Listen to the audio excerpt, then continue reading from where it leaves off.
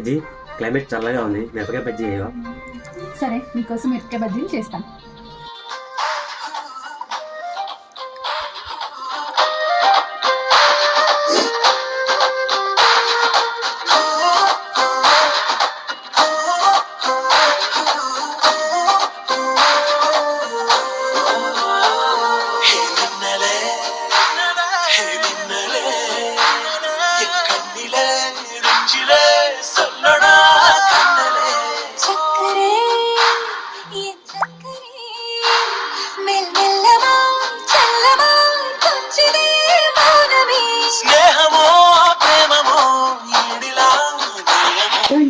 మీకోసం online ready.